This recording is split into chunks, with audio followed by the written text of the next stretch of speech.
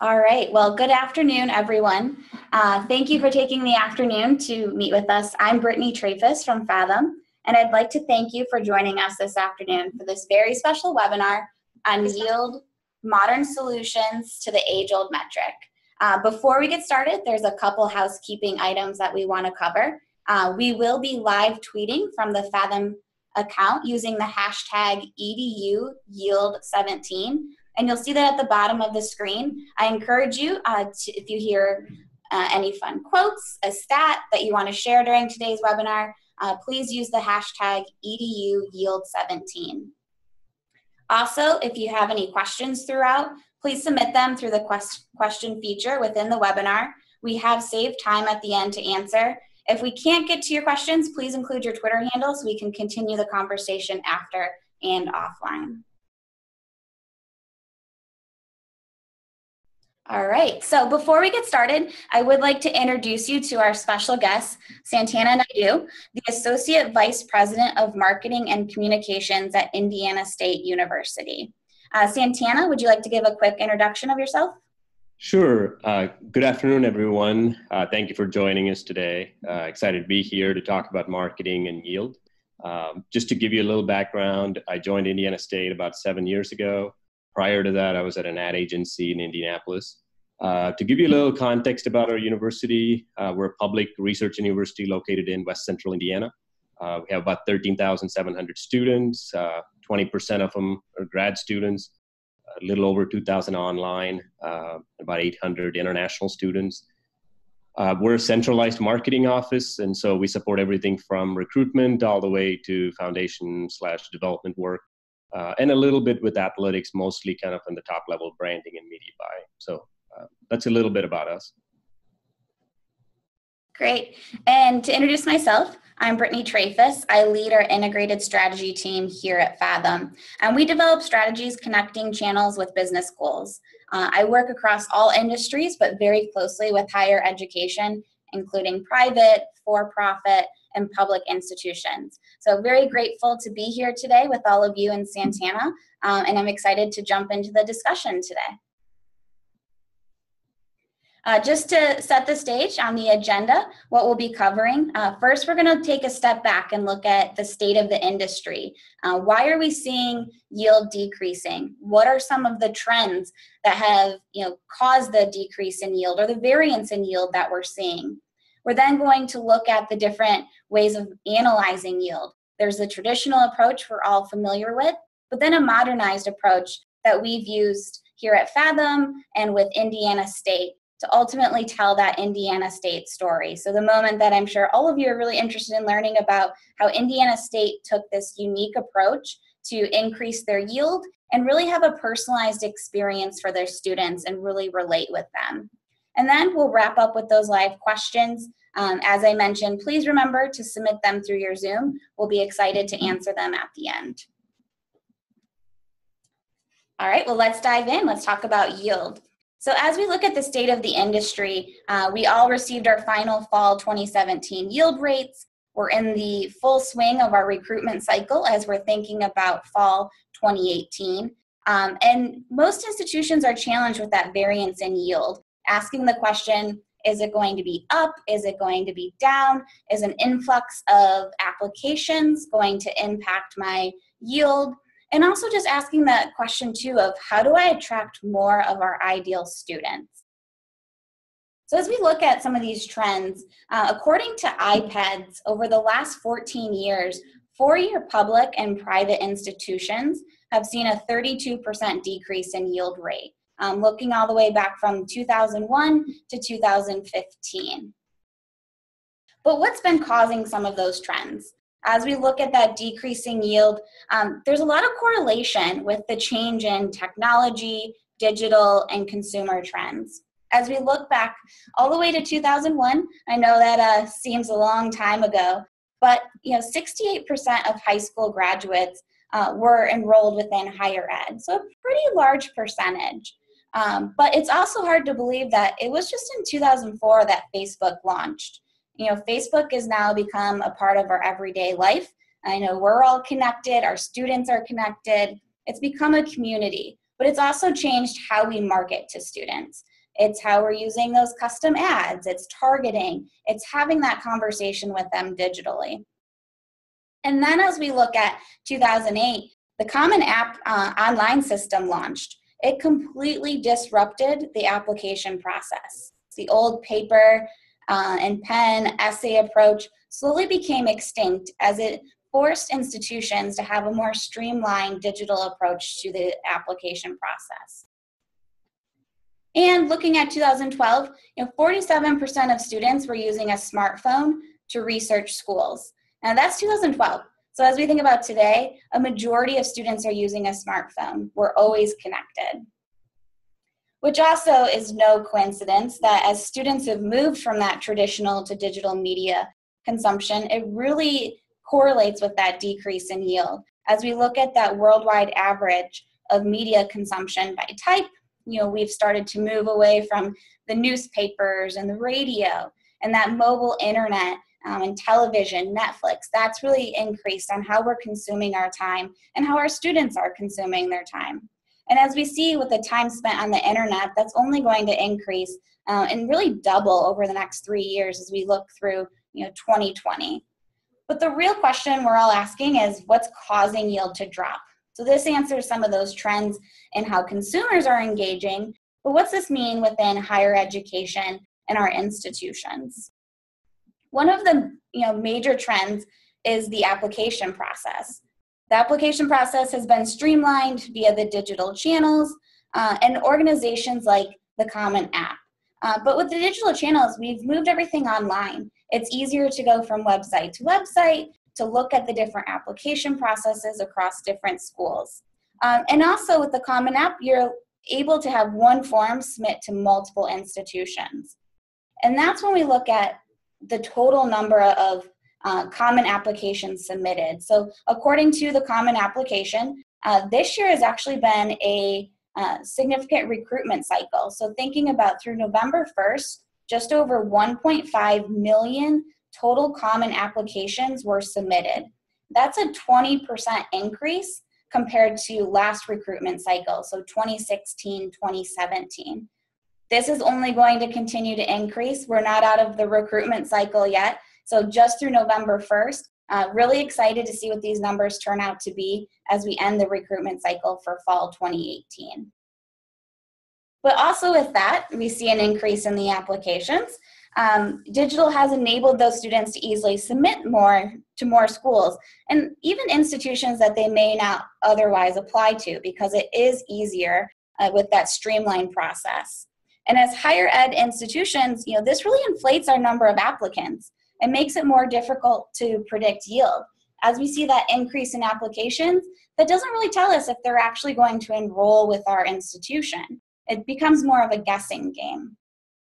And as we look at the average number of applications submitted per applicant, again, according to the Common Application, it's on average 4.79 applications per applicant. And that's among the first-year non-early decision applicants. And even if you were to dig into this a little deeper, if you were to look at the Common Application website, this varies by regions. As we see, the East Coast is averaging 5 applications per applicant, and the West Coast is averaging 3 applications per applicant. But they're also doing their own research too. So as students are conducting their own research, they're placing stakes in their campus comfort level, the peer relatability, lifestyle alignment, rather than only considering the academic prestige of the institution. It's all about the experience. Counselors, parents, teachers, they all still play a role, but the student is the one in the driver's seat. I mean, if we think back to that stat on the other slide, we've seen that in 2012, there was 47% of students using a smartphone to research schools on their own, and that continues to increase. They want to see what the experience is going to be like for them, what it's going to look like once they get the degree. Are they going to get that hands-on experience? And does it ultimately relate to their career aspirations? And as these changes continue, institutions have expanded the accountability for yield rate as well. So as we think about it, it used to be for admissions only, and yield was for admissions to handle. And now we look at it in its admissions and marketing. The standard marketing metrics like clicks, impressions, reach, they're all still critical, but now yield has become that #1 metric for marketing and admissions to, in collaboration, achieve. But that also changes into the shift of marketing's role. Now, this is something that Santana is going to talk about quite a bit here shortly, as he's going to talk about how his role in marketing has really changed over the last couple years. The role of marketing has shifted to become more strategic and building the brand than the traditional role. We think about how the traditional role of marketing was creating the content calendar. We all had fun sitting down, doing our annual planning, thinking about when we're going to have that postcard drop, which content that's going to be, and developing commercials. What's the reach of those commercials? Getting into the brochures and providing services to various units. That's still a critical role that we as marketers have, but now with digital, that role has really expanded. It's now a combination of the strategy, the brand, and ultimately that accountability for yield. And however, a greater investment in marketing also becomes more of a focus. So as marketers, we want more. We want more impressions, more sends, more clicks, but there's also better. We need better data, better insights, better execution. And my challenge to all of you is to really combine that more and better with better data, better insights, better execution. We can gain more quality leads, which leads into more impressions, more sends, more clicks. But what does that mean for analyzing yield? As we think about that traditional calculation that we're all very familiar with, which examines only the percentage of admitted students who also enrolled. Those key indicators, though, is a real probability focus on the quality of students admitted, but this method analyzes the admit stage and really just ignores many potential factors throughout the full student decision-making journey. We need to be thinking about what's happening within research, inquiry, apply. Everything happening within these stages impacts yield. As we think again, number of applications increasing, number of average applications per applicant increasing. All of this is really influencing that admit stage, and we need to be thinking about how we can have that personalized experience to ultimately recruit that student to our institution. And with those yield rate discrepancies growing year over year, as the student has become less predictable, and also with the evolution of the student's expectations. So again, thinking about it's not just about academic prestige anymore. There's all these different mindsets as they're thinking about, what's in it for me? What's this institution going to do? What's my comfort level going to be? It's become even more of a mystery to us, as students are the ones in the driver's seat, and it's impacting our yield. But it's not just the student. Also, there's the multiplying of other channels of influence. So with the increase of digital channels, there's those standard data points like GPA, let's say geography, SAT, and also no longer accurately informs how to target the right students. These are all still very important, but as demographics, it doesn't allow us to analyze yield rate. It should no longer be limited to just a few volume-based numbers and siloed data points and demographics. So Fathom's modernized the way to analyze the yield rate as a true indicator for how the overall recruitment cycle performs from strategy to metrics. So by combining standard data points like GPA, geography, SAT, ACT, with variables such as student behaviors, online and offline, combined with interests. So they're explicit, they're inferred interests, and then also immersing ourselves in the student journey. Put yourselves in the student's experience, go through your application process, look at your competitors, see what the students are looking at, and combining all of these data points, a powerful composite allows institutions to deeply understand the students within their admit pool. And this data alone can inform expansion of recruitment efforts. the personalization of messaging, identification of the audience's ideal channel mix. So by combining all of these data points, we can really target the student with the information that matters to them. As they have all these different schools sending them information, how do you stand out? How do you differentiate? But also, how does that align to your institutional goals? How am I going to achieve my enrollment goals and strategic vision? It's really putting the student first with that personalized experience of all these data points to increase yield. So with that, would like to introduce Santana from Indiana State. So Indiana State partnered with Fathom to assess their current yield activities to determine areas of opportunity within financial aid, marketing, and their admissions ecosystem. So I'll pass it to you, Santana. Thanks, Brittany. As we all know, I feel like, technology's disrupted several industries and business models over the last couple of decades, and marketing is really no exception to that, and more specifically, higher ed marketing. And, up until a decade ago, if you look at the role of communications and marketing like ours, it was to primarily provide support services to internal offices, right? So we had a publications team that designed printed materials or brochures. Then we had a web team that maybe maintained the homepage and provide templates to internal offices, and a media relations team to handle media inquiries. So, we had a lot of these siloed units, and we were lucky if we were all under one office and roof. But I feel like within the last decade, as social media and mobile devices have become more prominent, pressures to grow enrollment keep increasing. Marketing ROI is a common question. And what used to be the traditional enrollment funnel has changed a lot, where students are relying more and more on internet for their college search and decision-making process, like Brittany mentioned in the earlier slides. So I feel that, Marcom offices like ours cannot afford to sit back and treat it like it's business as usual. We need to take a more proactive and strategic role in building the brand.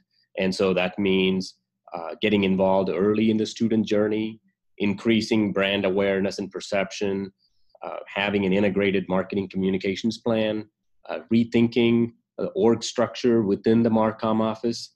And unfortunately, I feel like, I mentioned earlier, I came from an ad agency, and, there's still a perception out there that all marketing office does, in a university especially, that we produce fancy commercials and put up billboards and spend a lot of money. And we all know that has changed a lot, and but that's a perception that exists, especially even sometimes within the higher ed community, that we have to fight against. So if you look at Indiana State and kind of our growth over the last 10 years and how our landscape has changed, 10 years ago, at the end of October, we had less than 1,000 apps from high school seniors for the following fall.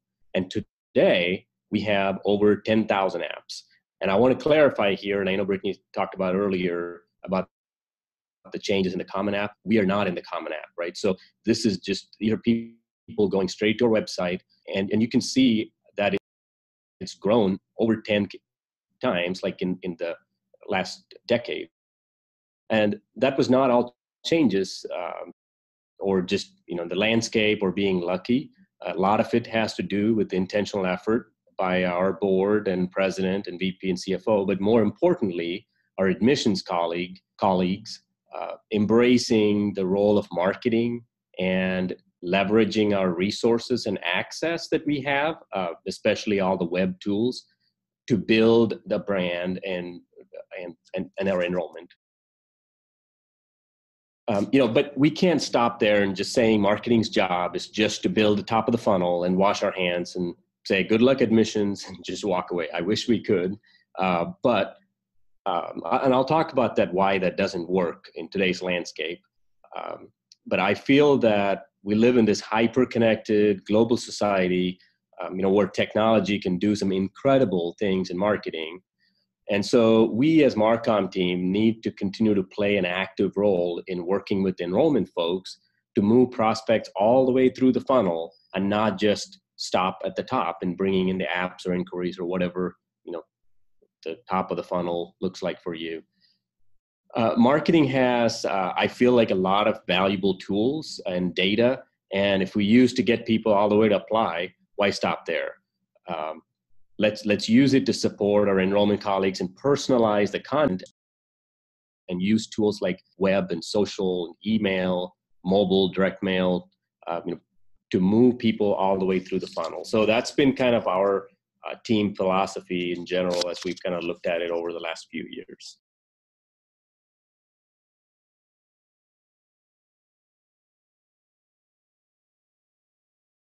So, the challenges in last year. So if you look at our trend, our enrollment was growing every year, as you can see in this chart, and reaching record levels in 2015. So we continue to do what we always did. And we tweaked it year by year, adding some things and subtracting, but no major changes, and assumed that things would work because it did for the last 6 or 7 years. And, we lived in a world where enrollment wasn't a problem, and we had a traditional approach to marketing and recruitment. And what I mean by that is our messages weren't personalized. We said things like "Dear Brittany" in a postcard, but the core marketing content was the same for everyone that was getting it. But again, everything was working. So then 2016 came, and all of a sudden, we saw a declining enrollment in freshmen. Just within that 1 year, we were hit with a 13% drop all of a sudden. And it was largely due to lower number of admits, but also lower yield of the admitted students. And so, when we as a team, not only like our office, but admissions, which is a key player in this whole process, and financial aid and our leadership, when we had a chance to regroup last fall, we had a chance to double down and do more of the same because it's worked in the past and maybe it's an off year, or use this opportunity to step back and take a critical look at all of our activities. And we chose to do the latter. And that's when we partnered with Fathom to help us reevaluate our marketing messages and whether it's sticking or not, and the tools we're using, and whether something more effective is out there, etc. From one of the things we found out is from talking to our admits who did not come to Indiana State, we found out that affordability was one of the main reasons they didn't come. And so, if you look at what did we change to do something different? Okay, thank you. One of the big things we started with is admissions, marketing, and financial aid. We all came together to collaborate on a solution to increase yield. It started as a full day of discussing the mindset, needs, and behaviors of students across the full journey. But it was followed up by a few weeks of data analysis and modeling and smaller group meetings. But one of the key things I want to emphasize here to our approach was the collaboration and all of our teams being open-minded for change. So I feel that marketing alone can't do this because it's not magic. And in many ways, enrollment has a bigger role admissions and financial aid, because they're really the face to our students. So it's important to have collective thinking, input, and buy-in in this process. And, I'm fortunate that all of our offices and the leaders in those areas were, open-minded to looking at it that way. And so please know that also today, when I say that I'm speaking on behalf of all of our internal offices and not just our marketing office.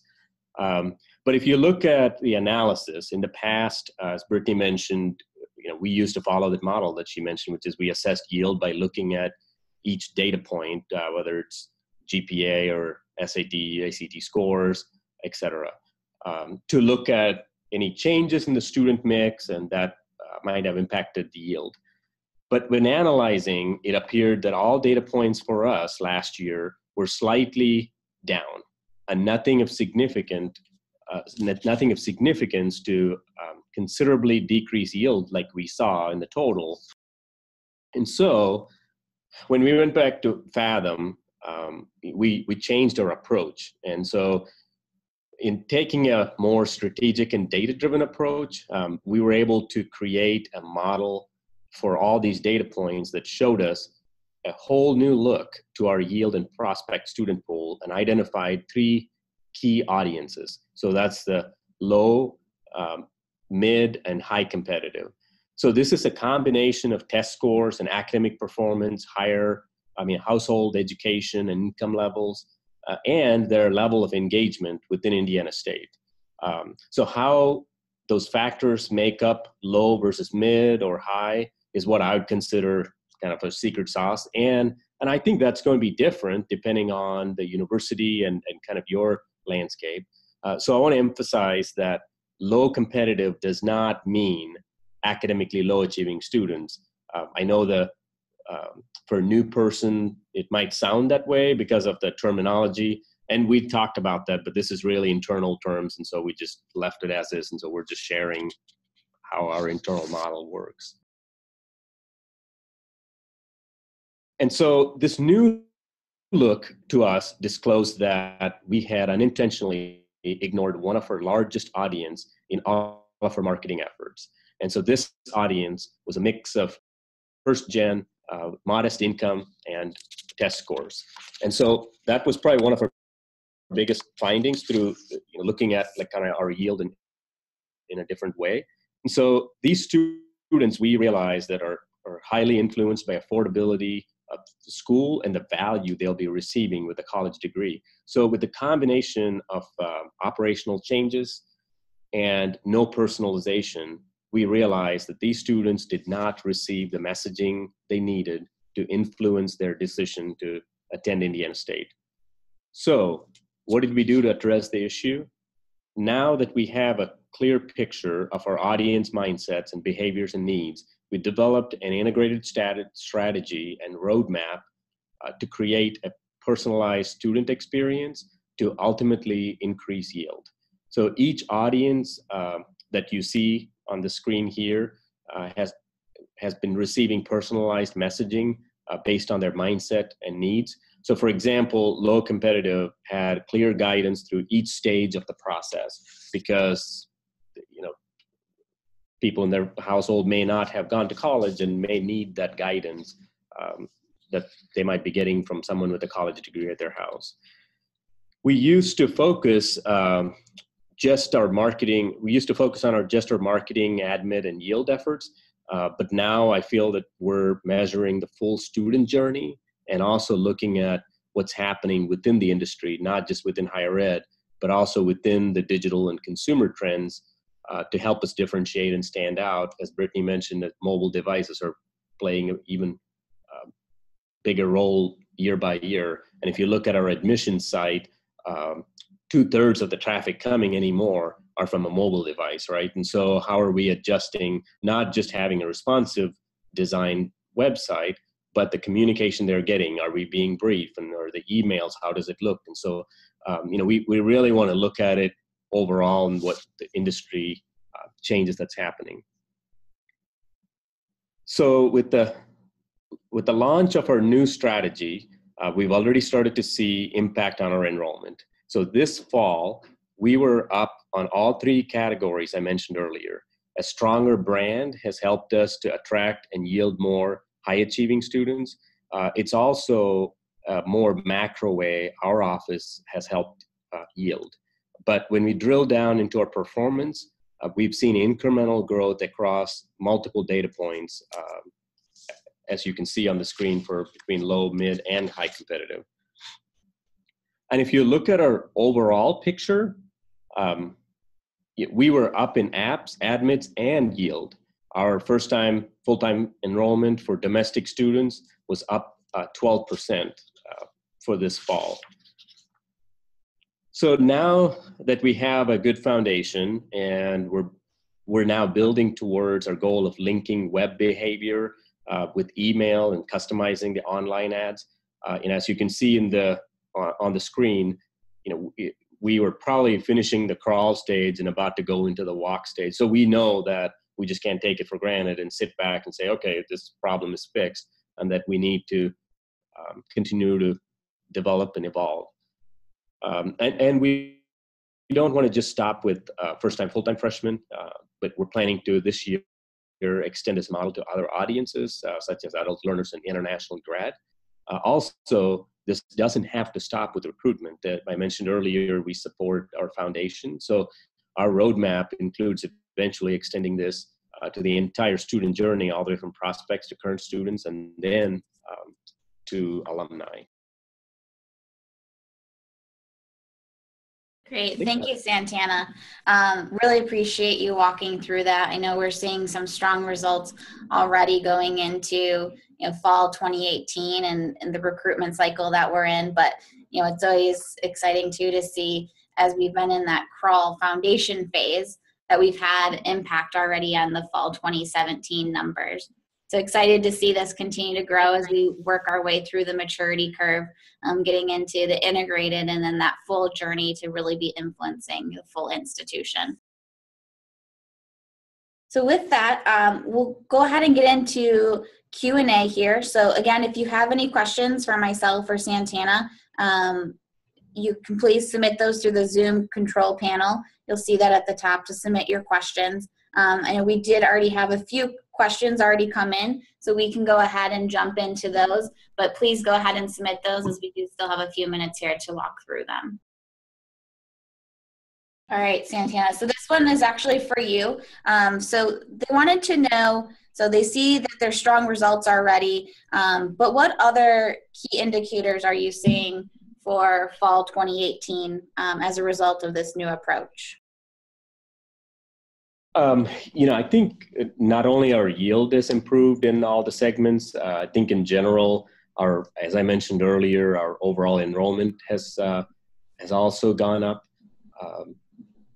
Did that answer your question, Brittany, or? Yeah, I think they just want to know if there's like any other key indicators. I think from Fathom's, as we've been looking at some of the performance too, as we've been seeing a lot of engagement with the prospective students within juniors within high school and seniors within high school. So those early prospects who aren't ready for the inquiry phase, but they're starting to engage with us at an earlier rate. So I'd like, definitely share that here with everyone, in the audience.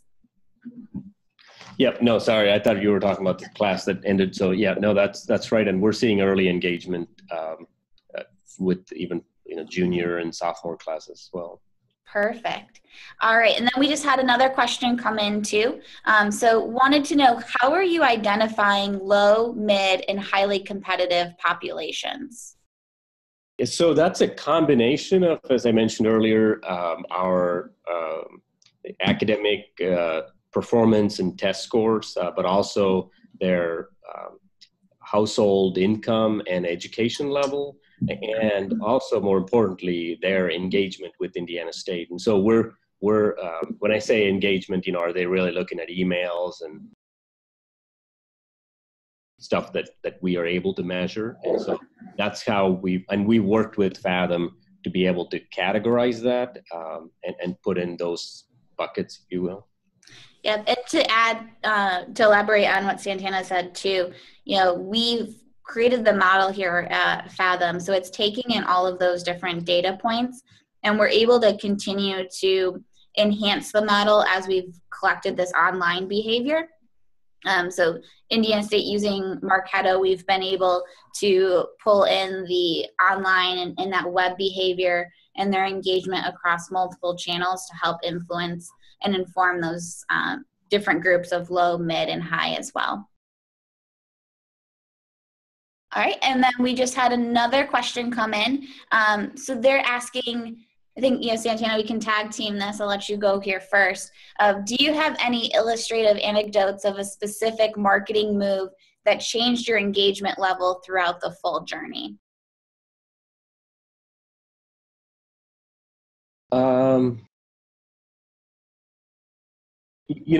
I feel that probably one of the key is getting other offices to collaborate together. As I mentioned earlier, marketing alone can't do this. And so bringing people together and having a conversation probably is one of the big things that we did differently that helped us? Brittany, do you want to add anything to it? Yeah, I think I would add, like, from a specific change within the marketing that really influenced across the journey was the personalization of those audiences. So the low competitive students, for example, being more of those first generation, they have those mid-test scores. They're really excited to go to school here at Indiana State. But they needed guidance through each of those different phases. So as we identified them early within that inquiry phase of being a low competitive, we were able to give them step-by-step directions. So through the inquiry phase, this is how you apply. Now that you've applied, first you're going to do this step, and then we halt messaging until they do that step. And we'll give reminders through that. And then once they do that step, we'll give them the next step.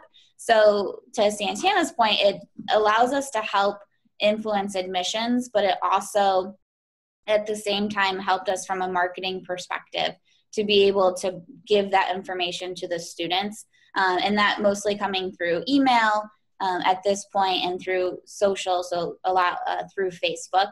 But then another key indicator, I'd say, or anecdote, as your question was just the collection of the data. We went in and looked at, we could do it by stage, but really let's understand what each of them need through the full journey. Yeah, and one thing, if I can add to that, Brittany mentioned in the earlier question about Marketo, and I would say that's probably another, the technology additions from a marketing standpoint was probably another one that has changed a lot for us, because from a marketing office standpoint, like we've in the past, we've always had email campaigns, right? And we've measured web behavior, but we've never had a tool like Marketo to bring it all together and look at it holistically, because we used to send out emails through our CRM or an external provider, and web was in Google Analytics. And so, the data was very much siloed. And so that's kind of helped us to bring it all together. Awesome. Yep, absolutely. I think technology was definitely a key there. All right. So another question coming in, just they want to know what's the balance of commuters compared to campus students, and do you do anything specifically to attract more commuter students? We have about 3,500 students or so that live on campus, and about a little over 2,000 that are online. And so the remaining students are what I would consider commuters, which would be living in the downtown area or anywhere that are not living on campus. So, roughly about half of our students, I'd say, are outside. To answer your question about, are we, from a recruitment standpoint, are we doing anything differently, is we are for campus transfers, and that's something we're working with Fathom. But if someone is living in Terre Haute and they're coming to Indiana State, we're not currently treating them any differently. Now, if they apply for housing, their message would be different. And if they don't, we assume that they don't want to live on campus. So we're not trying to move them to live on campus or the other way around. Absolutely. All right. Oh, we got another question coming in. So what was the biggest change in your approach compared to how you traditionally assessed yield and approached marketing? Sure. Do you want to take that, Brittany, or you want me to? We can tag team it again if you want to go first, and then I can help elaborate. Oh, okay. Yeah, I think probably the biggest change is in looking at all these data points instead of looking at them separately. Like, we used to look at yield as one big number, and how do we move the needle? And instead of looking at that, I feel like we're segmenting them and personalizing our communication. That's helped us to move the needle in all of those areas. And, who knows, there might be a fourth segment this year that we identify, but that's probably the biggest change, I'd say. Yeah, I think, absolutely. I agree with that, Santana. I think too, the other big change that we've really seen in the approach that we would take from like the traditional to marketing is the traditional assessment of yield is critical. It's something that we will always continue to do within higher education. But taking a unique approach to how we're assessing it to influence our marketing and admissions and recruitment efforts was the biggest change. By using that data, that's where we were able to see, even to inform who should we be targeting as we think about trying to generate those prospective students and of those applications too. So as we're seeing some of those strong indicators already this year in our applications and enrollment, that only continues to help influence, as we're thinking about fall 2019, and which students should we be looking at from prospective students and inquiries. Yeah, and Brittany, if I can add one thing to it too, and this wasn't in any of the slides earlier, but one of the other things that we also did was to tailor the online ads to related to their behavior over the last year. And so that was another one I felt like that was helpful. So instead of just showing, in the past we've done retargeting ads or behavioral ads, but it was mostly kind of treating them kind of in its own silo and not linked to their engagement or status within the university because it was housed in the CRM and we weren't really passing the data. So that was another one that Fathom helped start up last year. Yep. All right, let's see. Okay, so looks like one more question, and we still have a few minutes, so if you have any additional questions, please don't hesitate to submit them. So one that just came in, I think this is perfect for you, Santana, to take. What advice do you have for others that are going through a similar situation that you faced? Especially, I'm going to add on to the question, I think when you hit on bringing everyone to the table. Sure. I feel that more than ever, I believe we as marketers are in a place to play a key role in our institutions in helping with our recruitment strategy and goals. So I think, bringing people together and having a conversation, you'll be amazed that, what the things you can achieve, because, we're all working towards one common goal, right? And instead of being siloed in, we'll just do our marketing part and do the advertising and grow the apps, and then we'll walk away. So instead of that, I would say that, have a conversation with others and have a group, because I think there's still a stereotype that all marketers do is put up billboards and produce fancy commercials. And, while that's just a part of our function, that we all know that running ads are not going to bring students just by in itself, because it's a $60, $80, $100 or $200,000 decision, depending on, how much it costs to attend your institution. So I just think, if you want to move the needle in personalizing the messages and using technology, you also want to have the buy-in from some of the other key offices like admissions and financial aid or Res Life, like we were able to do last year. Absolutely. I think to add to that too, as through partnering with, Fathom and Indiana State, we were fortunate enough to be part of those conversations and help facilitate them. And it's always interesting to hear the different perspectives on what students are hearing as well. So we would hear from, I'm sure Santana remembers sitting around the table, we'd hear, marketing has one perspective as what they're hearing from the student. Financial aid has a different perspective. Ops has a different perspective. Enrollment, our advisors. And so by having everyone at the table and being able to share what they're hearing from students and what that experience is like, we were able to get this full view into what the full student experience was like across each of the different handoff points and stages. And as we overlaid our marketing strategy with all of those insights and the data, it helped even more inform that personalized experience. Yeah, and I think, not to make this sound like a plug for Fathom, I did mention earlier, because sometimes we take it for granted, the partnership we have with Fathom, that I would say that, the difference for us is, yes, all these offices coming together in the technology, but also equally or more important is having someone like Fathom with us on the side, because it's not like we didn't think about having a conversation with admissions. It's just, we're all pulled in different directions. We don't get more staff or resource time. And we're not, if this is how we've done 6 years, it's, we need someone to come in and challenge us. And that's where I feel like, Fathom really helped us to take the next step. Well, thank you for that, Santana. Okay, well, I think that's all the questions that have been submitted. So just want to thank everybody for your time today. Really appreciate you spending some of your afternoon with us. And a special thanks to Santana at Indiana State University. I really appreciate you sharing your story. I'm sure many could relate with it. But also would like to extend an invitation. If any of you are going to be at AMA next week in Atlanta, please visit us at booth 69. I'll be there. I'd love to continue the conversation from today. So below is my contact information. Please reach out. We'd love to meet with you.